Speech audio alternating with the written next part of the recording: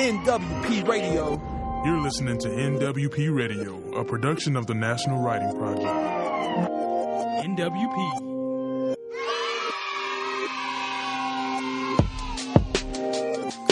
Welcome, listeners. This is NWP Radio, a production of the National Writing Project. Today is June 17th, 2022, and today we're talking with Pornsak Pichetshote.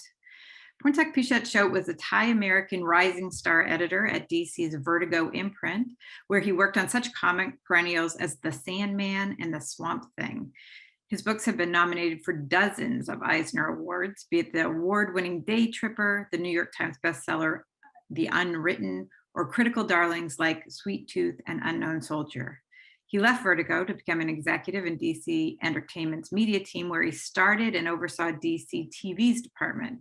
He is the author of Infidel, his first major comics work as a writer, and his newest series, The Good Asian, which features police detective Edison Hark. I am your host, Tanya Baker, at the National Writing Project in Berkeley, California, and I am so excited to talk to Pornsak about his works today. This may be, I think it is, my first interview with a comics writer. Welcome, Pornsak. Thank you. I'm really excited to be on. That's great. We're really pleased to have you join us. And before we begin, you probably know or may know that many of our listeners are teachers and writing teachers, a lot of them. So let's begin perhaps by you telling us something about yourself. First of all, maybe a traditional introduction. Who are you? What do you do? And what brings you out to talk to the National Writing Project today? I mean, I have already said some of the things you do, but tell us from your point of view. Well, I'm Pornsak Pichetshote. I'm Thai-American. I write television and comics. And I'm talking to you today. My graphic novel series, my comic series, The Good Asian, was in 2 volumes. It's just sort of wrapped up. And I'm sort of promoting The Good Asian, which you can find in all bookstores and comic stores at this point. I am also going to join you in promoting this. I love this comic. It is between a comic and a graphic novel, isn't it? We can talk about that. To me, and I think this is the consensus, a comic book is if it has staples, a graphic novel if it has a spine and glue. So to me, they're all kind of the same. I agree, but I have to tell you that this book with spine and glue, a lot of people on the internet refer to as a comic. Oh, well, I'm very happy. I'm very happy about that. I feel like a newbie in this space, so I'm like, I don't know. I use the term interchangeably. I do think it also depends on how they discovered it. So if they discovered it in the original Staples format, then it will always be a comic to them. Yes. And if they discovered it in a bookstore, then it will always probably be a graphic novel to them. I just feel like a lot of pressure has been lifted from me to know the difference. Actually, you will not be judged. If you tell me they can be interchangeable, you tell me that, I'm going to believe it. They can absolutely be interchangeable. Can you? We often ask somebody a more personal question about themselves as an introduction, and because of our audience, and because you're going to represent an interesting group of writers to them, could you tell us about a favorite writing teacher you had? Oh, my favorite writing teacher, I've had a couple. Maybe my favorite was the author Jay Canner. He wrote the novel Crazy Cat in the 1980s. He wrote a book called Great Neck, I want to say in the early 2000s. I actually got to work with him as his editor on a graphic novel called Aaron and Ahmed for Vertigo, for DC Vertigo. He's one of my most influential writing teachers. And I think the piece of writing advice that he gave me that still sticks with me to this day is that I was in a writing class with him, and he just sort of says like, I don't know about how useful these writing classes are, because at the end of the day, when you're giving someone your notes, all you're really saying is what you would do if you had written the project, and that's not really the point. But we do this anyway because if enough people say they would have done the same thing, then maybe you should listen to them. And I've always thought that was a great perspective on getting notes and all that. And it's one of the reasons why you should never. When you're starting out, you should not get notes from a single person. You should try to get notes from as many different people as possible. And then as you develop, you start realizing who you can trust, and you realize what quote unquote good readers are. And good readers are able to disassociate their subjective opinion from a more objective opinion and say, even though I think this, I've been doing this enough that I feel like a lot of people will say this, or maybe they will only say this and all that. And I think it really kind of comes down to understanding there's a craft behind writing, and there's subjective aspects to writing, but there's a craft behind it. And so you can talk to 10 people, but 8 of you will give you the same response, even though you might not know why. And it generally comes down to the basic rules of storytelling. That's great. Thank you. No problem. As I mentioned in my introduction, you are incredibly renowned in the world of comics. Thank you. I am not very well read in comics.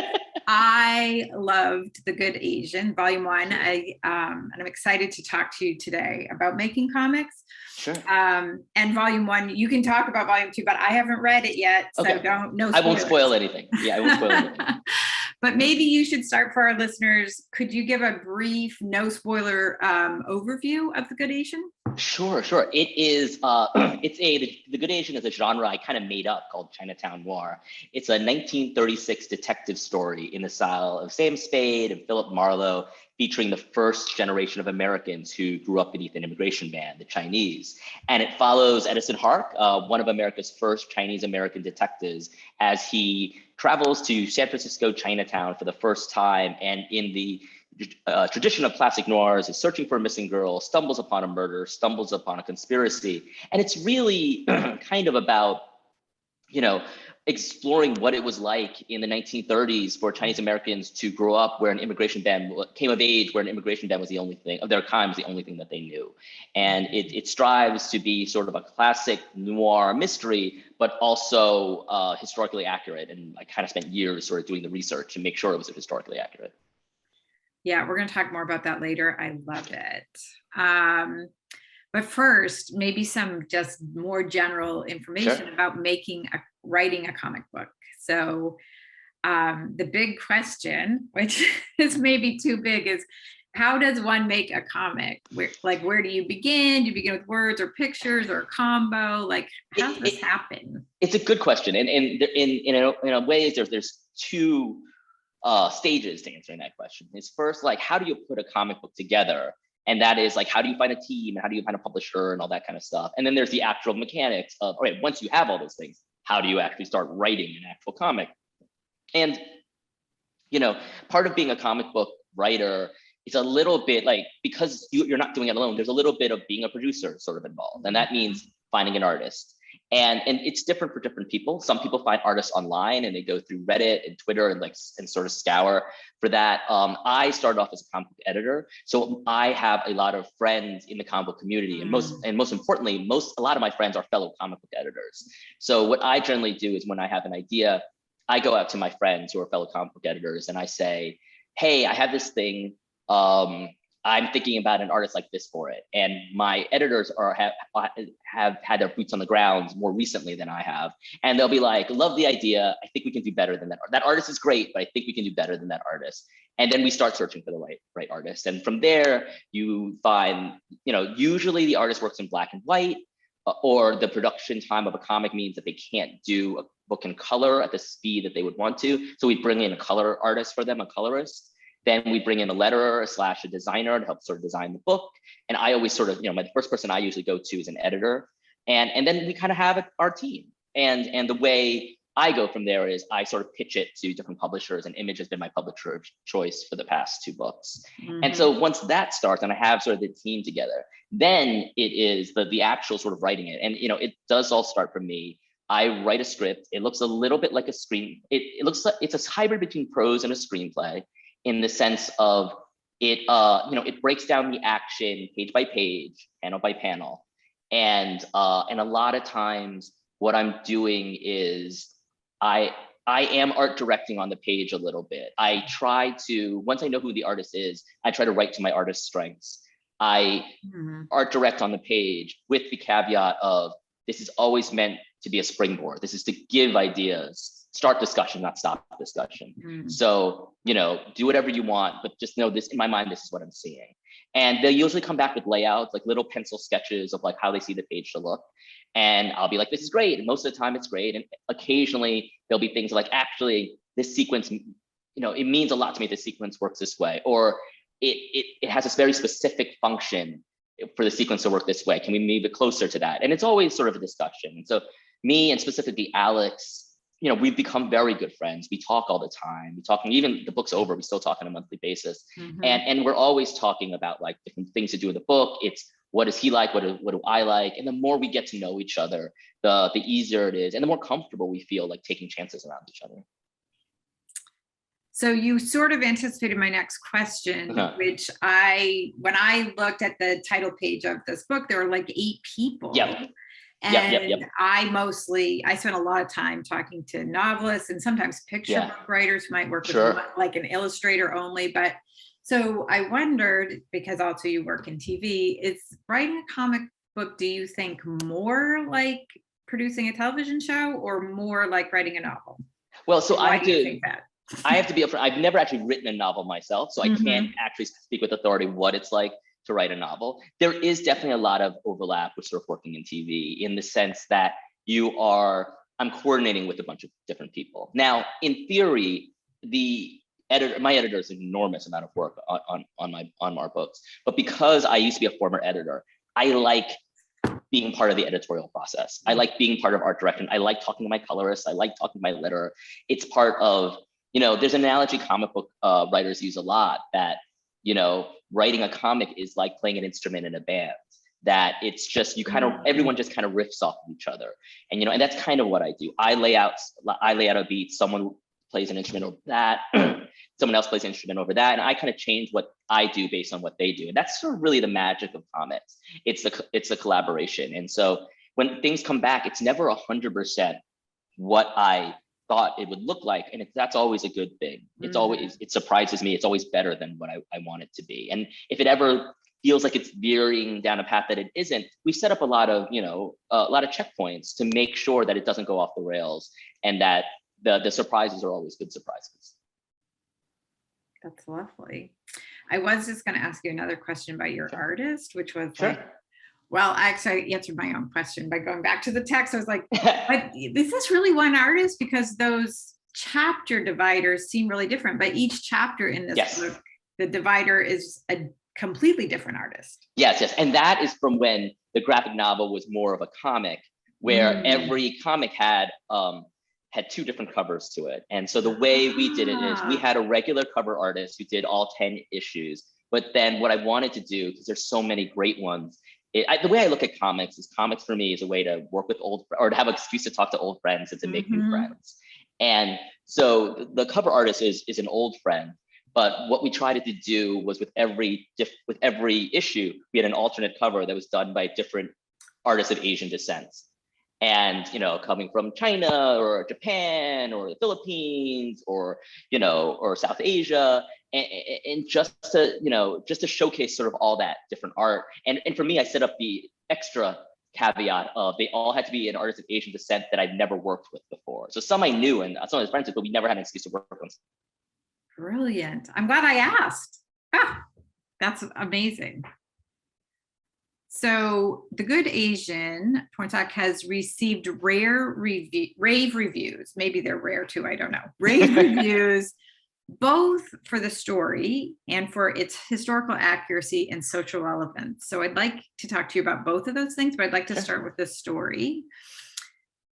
This has been described as a smart classic noir, drenched in style and history, which was certainly my experience of it. Cool. Are you a lifelong fan or student of noir? And if so, what particular stories, books, or movies inspire you in this genre? It's funny when you say lifelong. That is like a big call. It's a big call. One of the things I found is I started off as a comic book editor, and as a comic book editor, one of the things I found was that I was kind of a jack of all trades and master of none. So like I knew a lot about different genres, but I didn't like go deep into many genres. And it wasn't until I really became a writer in earnest that I started to go deeper into interesting genres. So I've always been a fan of noir. I don't know if I could say like a lifelong, it's hard for me because I can think of so many people in my life who know these books in and out and know every, like I'm not one of those sort of people. I've always liked it as sort of a casual basis. I'm not one of the ones who can tell you every novel in a series and all that kind of stuff. But then when, I kind of got this idea for the book, then it was just like, all right, well, let's take what I know about the genre and go a lot deeper into it and explore it and really, and to me, I kind of feel like, part of writing these projects is having an excuse to read things I've always wanted to read and call it work, So, so like then I really got deep into Dashiell Hammett and Raymond Chandler and Ross McDonald and all that kind of stuff. And like, so when I think of like the influence on the book, like there's a lot of definitely read a lot of Raymond Chandler, but the thing and the tricky thing about Chandler is such a prose stylist that that if you try to channel that too much, it turns into parody very quick. It turns itself parody very quickly. So I actually look to Hammett a little bit more and more the Continental Op stories, where there's a style, there's a sharp style to that, but it wasn't as distinct as Chandler, where it felt like, where the trap of getting into self-parody wasn't as steep. Yeah. And so so as a result, like I love Red Harvest, that book, Dead Yellow Women was a short story that's set in San Francisco, Chinatown, that obviously had a big influence. Yeah. There's a ton of Philip Marlowe stories. Farewell My Lovely was one that I particularly loved. Ross McDonald has some great twists in there. So, I read those Lou Archer books with that in mind. Walter Mosley, Easy Rollins, Devil in a Blue Dress, that had an influence. There was a couple of, there's a few sort of like Asian detective sort of novels. Henry Chang has a sort of his Detective Jack Vu series. Leonard Chang has his Alan Choice novels. So they were all sort of stuff I picked up here and there. And even as I read them, there's a bunch of other books. There's like the IQ series, but I didn't get a chance to read. And a couple other Juniper Song mysteries that I never got a chance to read. So there's a lot that I don't know and I haven't sort of read. But part of doing the book was really giving myself an excuse to just like dip into all that kind of stuff. And there were definitely movies there too, But for this particular volume, the inspiration was very much the 1930s detective noir, and those existed mostly in the novels. And I kind of like the idea that since the book takes place in 1936, let's have it riff off of what the noir looked like in the 1930s. And most film noir is post World War II. So I really kind of leaned into the novels, which is one of the reasons why the book is dense the way it is. I kind of wanted as much as possible to give the impression of, even though you're reading a comic, to make it feel like you're reading an old like pulp novel. Yeah, great job, because I read more of those than comics, and I really felt that. Cool. So I think you can say I already answered that question, but I was wondering about like what made you, like, did the idea come? Like, what made you want to make new noir in 2022? Well, I think for me, it was, it's funny, I self-identify as Thai American, even though I'm, I think, a quarter Chinese on my dad's sort of side. And one of the reasons why I identify as Thai American is because growing up, whenever my parents would argue, we would be living in Thailand. I spent 5 years living there. And whenever we would argue about politics, my mother, who's Thai, would usually win. And my dad would just kind of like, in frustration, be like, that's the problem with you Thai people. And then she would be like, you're Thai. Like, and he'd be like, I'm Chinese. It's like, you've never been to China. You don't speak a word of Chinese. Stop giving me this, you're Chinese. Like, you're Thai. You lost the argument, just deal with it. And so as a result, we never really, because my mother tended to win those arguments, we never identified as sort of Chinese in our household. And as the family got older, as my father got older, he started getting more into his Chinese roots. And so whenever I would come home from college and visit, he'd be watching a documentary about a Chinese dam or talking about this and talking about that about China. And when he passed away in 2016, like part of me sort of processing that was to get into the stuff that he was sort of interested in, and that was China. And the thing that surprises me the most was that, based on the trajectory I just laid out, you would think I'd get interested in Chinese history or Chinese mythology, but I ended up getting really fascinated by Chinese American history. And that's where I discovered the Chinese Exclusion Act and the Immigration Act in 1924. And I was kind of stunned that as sort of like a fully adult Asian American man, I didn't know anything about them. And to the point of, I read multiple different sources, just assuming I had interpreted incorrectly, because I thought, well, surely if this really existed, I would know anything about it. I must be reading my original text wrong. And I wasn't, and so that was fascinating to me. And it was fascinating to me because I do have this sort of pop culture addled brain.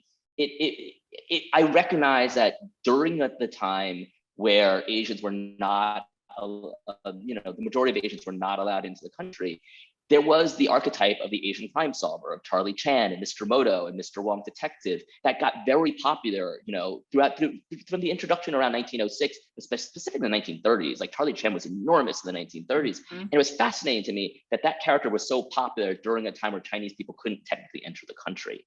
And that's where the idea of, taking an Asian sort of a crime solver, archetype and saying, like, what if we use the lens of actual history and sort of and shine a light through the lens of actual history and show what that was actually like, or what that actually could be, what that detective could actually be like. And Noir came very logically and very easily from there. And specifically because it was the 1930s and like detective noir, detective pulp noir, that was the genre at the time. So it was just like leaning into all of that. And then from there it was just like, all right, if that is the challenge, doing the work to make it sure it's as accurate and as honest as possible. So everything that we do in the book kind of, there's a historical precedent sort of for all of it. And the mission for the book has always been to find truth where facts don't exist, and which is to me what fiction hopefully does. And so we want this fiction story to exist sort of between the facts, and it doesn't contradict any of the facts that are out there in history. And in the hopes of telling a story with that, then maybe there's some truth in the story that we're telling. Amazing. I'm going to pull a thread from the beginning because Sure. You said you spent several years researching. You've talked a little bit now about your research process, but I was pretty amazed at the way you've woven in historical facts into this detective novel. And then when I got to the end, that there were pages of historical notes, which again, I'm not a huge comic reader, but I was surprised and delighted to find them there. So tell us about your research a little bit, maybe, and how you wove that into story making, and your decision to include historical notes. Yeah, so like for me, it's funny, like whenever anyone asks me sort of what the research process was, I kind of have to like recollect what the research process is. And for me, it just comes down to understanding something. And so a lot of it all starts with questions. And so it's just like, well, I don't understand this. Like, I don't understand the Chinese Exclusion Act. And I don't understand what it was like to live in what was it like to live in the 1930s? What is it like to live under the Chinese Exclusion Act? And there's not a lot written about all of that. So there's nothing written about all that. There's nothing written that connects those two pieces. So a lot of it was, okay, let me do the research I can about the Chinese Exclusion Act to see what it was like under that shadow. Let me do the research I can about like what 1930s Chinatown might have looked like and what it might have felt like. And then I take those pieces that I can and the pieces of it that speak to me that are sort of exciting, they kind of, there's a little bit of idea Darwinism that happens, that like the stuff that sticks in your brain is the stuff that's meant to sort of be there. And what I try to do is if I find interesting facts, I tab them, I bookmark them somewhere, because more so that when I integrate them in the story, I want to know I have I can back it up with history. I can pull some of the things history, so I'm not editorializing. But for a lot of it, it is just trying to understand what it could be like, and a lot of it for me, I'm a big believer that you can't author anything without authority. And so a lot of my research is to just make me feel comfortable with material, to feel the authority that I can write about it, that I can confidently say, this feels true. And that's very subjective. But for me, it's the paces that I need. I just do the research until I can sort of say 1 + 1 = 2 and 2 + 2 = 4.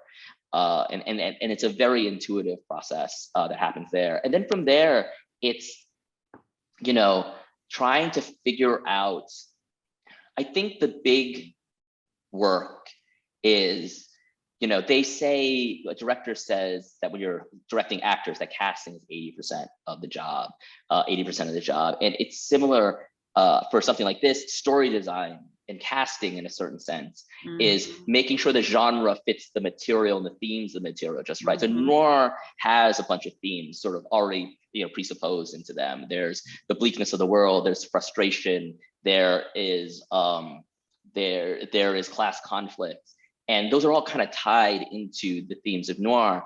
And so those themes worked well with a lot of stuff that I was sort of talking about. And then from there, it's about sort of taking the tropes of noir and seeing like, okay, is there something I can do to add like a different context to it? So like even the opening of the book, where we open with Angel Island, that's a trope from noir that noir actually is inherited from the Westerns, of the down and out detective that you find in the saloon, or you find like drying out after a bender in a jail cell. Right. Well, we find our detective in the detention centers as he's coming in, but it harkens back to that noir tradition, that Western tradition of you find our heroes at his lowest point, and you're surprised that this person is actually someone who's good at their job, right? Kind of thing. And it's a lot of that. It's a lot of, all right, we kind of know the touch points, the tropes that make this noir, and we also know as audience members that we enjoy seeing those tropes. So what can, are there places in history where I can recontextualize those tropes? Brilliant. It was a brilliant opening, and also it's a brilliant transition, because I'd love to talk about Edison Hark. Sure. So he has been compared favorably to Philip Marlowe and Sam Spade. Thank you.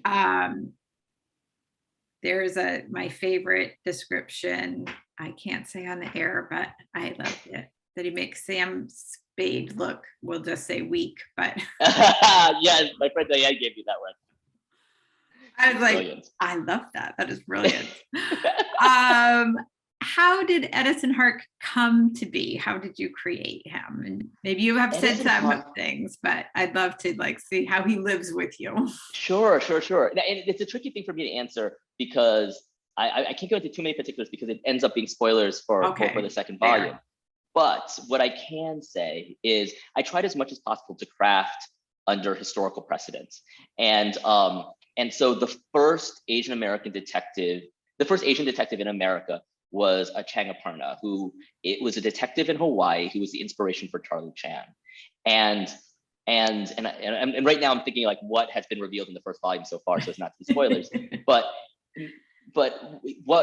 So Changaparna, as a detective, what he was tasked to do was, for all intents and purposes, to be an undercover cop, that he would go into Chinese gambling and opium dens, and because no one would expect a Chinese police officer, and he would go in there, he would scope out, where the exits were, who the troublemakers were, and all that, and he would come back and report back so the cops could sort of raid the place. And that was what sort of the first Chinese American detective did. And mainland America wouldn't have a Chinese American detective until 1956. So Hawaii was the only place that you could find an Asian detective at that point. So Edison Hark is very much modeled after Changaparna. But what I tried to do then is to take our contemporary, and so much of the book is about using our contemporary lens of what we know about police reform, or what we know about identity politics, of what we know about assimilation, and applying it to the characters at the time. And so,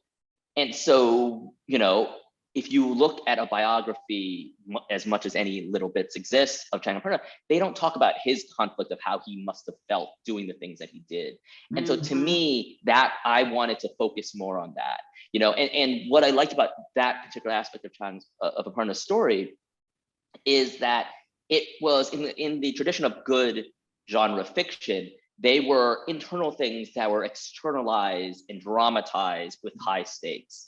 And I think as an Asian American, you find yourself, and any kind of immigrant American, you find yourself torn between two cultures, with your legs, your feet in both worlds. And a lot of times those cultures seem to conflict. And as an immigrant American, as a second generation American, you form your identity by forming what your relationship is to those conflicting cultures. And having this detective who is a person of authority at the same time being used against his own people and having to the push and pull that of, should he have more allegiance to the Asian aspect of his world, or the quote unquote American white aspect of his world. Mm-hmm. That felt like an externalization and a heightening of sort of everything an Asian American goes through. And so it was, you try to use all those aspects to sort of talk about something very internal and a search for identity. I had some other questions, but I'm just going to jump to the last one, which is about Edison. So instead of asking a question, I'm going to pose my own thing. So my question is sort of, what's the essential characteristic of Edison Hark? But I'm going to say that listening to you talk, I feel like here's a guy who really wants to be honest and finds himself often feeling dishonest, even not by his own actions, by the way other people view him. Some people are so impressed that he is they either can't believe it and think he's a liar because there would be no Asian cops, or they are so impressed that he is, but the things that they are impressed with, he's always wanting to like tamp down because it feels because of the way his job puts him sometimes in conflict with his community. So I would say like this essential thing is this sort of wrestling with what it means to be honest for him. What do you think? What do you think is sort of essential to Edison Hark? I think that's exactly right. I mean, Edison Hark is someone who's constantly trying to do good and is constantly compromised. And I think he's trying to figure out, because of his compromise, to what degree can any compromised person do good and do the right thing? And that's sort of his constant, the original sin that he made was, this original sin that he made, if you call it a sin, is just wanting to do a little too much, and then it took him down a path. And it's interesting, like the thing that I like about Edison Hark, and it seems like this is what readers like about Edison Hark, is there are readers who like him, there are readers who don't, but they all sort of find him compelling. And I think one of the reasons that you find him compelling is that even if you hate what he does, given the reality of the time, it's hard to say what other options he had. You could say like, you shouldn't have done that, but then at the same time, it's hard to say like, okay, great, he shouldn't have done what he did. What was his other choice then? Because it sounds like the only other choice he had was to give up and not do anything at all. And so, but he didn't want to do that. And so it's a little bit of, and hopefully that is part of the appeal of the character, is sort of this world of compromise that sort of all second generations Americans kind of have to live with as they're finding their identity, and as they try to find their place in the power structure of a world that was originally constructed by people that don't look like them. Mm-hmm. Fascinating. I feel like maybe this is also, listening to you talk, I feel like I'm a person of a certain age and living in a time where compromise has really become a dirty word. Like you have to be perfect on every front to be an acceptable ally to anything. And I think like sort of raising up a person in a different time, so trying so hard and being so conflicted is really draws attention to the context in which we all live and try to do our best. Yeah, I mean, I think like, and there's a line in the book where I think Hark says something like that, where it's just about like, you have to feel sorry for people who try to, who chase after perfection, because perfection always comes with sacrifice. And it's something that he knows very well, and I think there is, Hark was very much made in reaction to sort of the model minority myth, and that's where the title of the book comes from. And part of it was the desire to make an Asian protagonist that was flawed and that was complicated. So many protagonists of color have to be perfect, and that creates problems in and of themselves. And so there is a lot of it. I'm not gonna say it's a problem with perfection as much as sort of the discussion that arises from the need to be good, the need to be perfect, and what its toll may be. And maybe I'm right in saying this, maybe I'm wrong in saying this. It's not trying to pass a judgment on any of that, but it is trying to just sort of pull that thread and sort of see what the consequences are. Yeah. I love this character. I love this book. Thank you. So I asked you a little bit earlier about your research, but I would like to just ask you a couple more questions about history and this book in history and its social cultural relevance today. Yeah. And we've also touched on that, but did you, maybe you've already answered this question too, but did you intend to make a comic that would push people to talk about its importance historically and culturally? Because a lot of critics are talking about that. Was that your intention? The intent was definitely, I think the intent for everything I write is to start a discussion and for there to talk about a thing that I don't feel like is being talked about enough. And particularly for this book, the conversation I wanted there to be was about Asian American history. I feel like you see a lot of, I think when people think about Asian Americans, they instantly think about Asians and they think about Asian history and all that. And I didn't see enough out there that specifically was centered on Asian American history. So I wanted a genre piece, because genre is my first language, that talked about Asian American history and to start conversations in that way. And that partly is the histories in terms of these are the facts and the conditions that you don't know, but it's also the things that resulted from that history, the conflicts, the themes, the questions, the unique aspects that come from there. So the way I look at volume 1 and volume 2, volume 1 is meant to sort of introduce you to maybe a history you weren't aware of. And volume 2 is less about giving new historical facts and more about, all right, these are the questions. These are the conflicts in terms of identity, in terms of the compromises and the very unique dilemmas that I feel like that comes with sort of being an Asian American, that comes based upon that history. And so for me, that was the discussions I sort of wanted to have, and that's the hope, the hopes I wanted to inspire.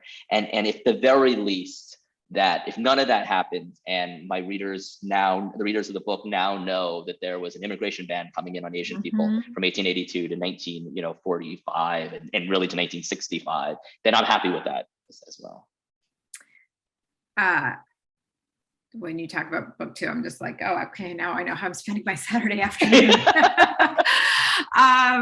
You've already actually started to answer this too, and I'd like to unpack it a little. You've already said some people love him, some people hate him, but people find him compelling. Do you have a sense of particularly what it means, what Edison Hark might represent or mean to Asian comic book fans? It's hard to say. I mean, I've had a chance to sort of talk to them, meet them, and sort of talk to them. A lot of the people are really grateful that he exists. And certainly the ones that sort of hit me the closest are the people who said, I never thought I'd be able to see something like this. And that's certainly the reason why I wrote it. But there's something about just hearing someone say it to you that definitely sort of strikes a chord with me and definitely makes an impact with me. And so I can't sort of tell you in the macro what Asian sort of, audiences sort of think of it. But I do know I've had certain people that are grateful it exists and specifically didn't think it could exist. Yeah. And it's been grateful to be part of that with them. And I'm going to ask you my last question is going to be about what's next for you. But I wonder what you would like to see next in comics and graphic novels. Are there other black holes or blind spots in the comic world? And if so, who or what do you hope within this genre to see? Yeah. It's funny. It feels so weird to quote a critic who was reviewing the book itself, but there was one review of the book where the reviewer said something that really struck a chord with me, is that the book sees representation as the beginning of the conversation and not the end of the conversation.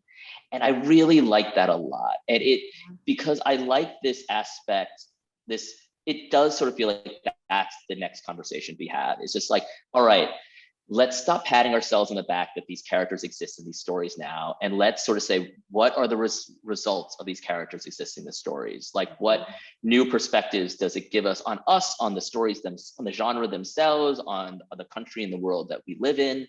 And so that is the thing that there's a lot of stories that I don't have the authority and the experience sort of to tell, like I am I'm being Asian, I'm fascinated by colorism, and you see it in Asian communities a lot, and I'm fascinated by and I'm not the person to write about this, but I'm fascinated between the relationship, for example, between white and brown Latinos that doesn't really get talked about. Mm-hmm.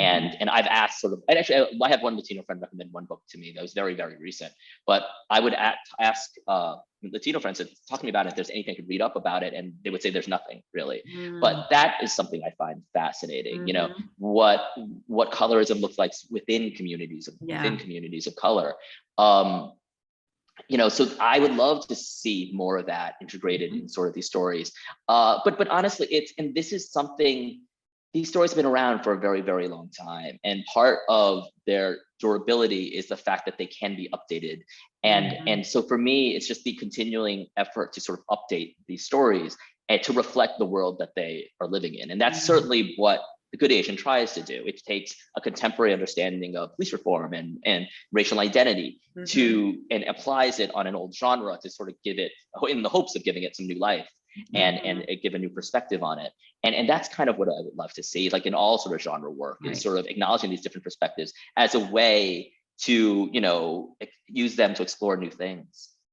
Yeah, not to check a box, but to open some interesting conversations. Exactly. Because that's the tradition of genre.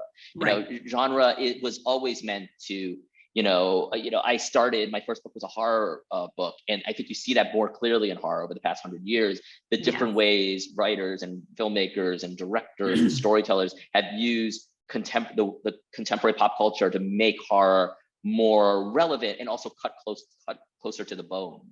And I feel that way for all genre work, is whatever you can do to make it cut closer to the bone, and you do that by making it more reflective of the world that you live in. Yeah, I added that book to my list too. Also rave reviews. Thank you. Thank you. Okay, so we're gonna end here. I love The Good Asian Volume 1. Listeners, you should go out and get these 2 volumes. I think I've got the second one coming for the weekend. I'm very excited. So if we do love this work, Pornsak, what's next for you? What should we be looking for? It's a good question. I have a new book coming out, a new comic coming out, but I can't talk about it just yet because it hasn't been announced. Honestly, the best place to do is to follow me online on Twitter, which is real_Pornsak, and Instagram, which is real_Psak. And that's where I keep announcements and sort of all my upcoming stuff.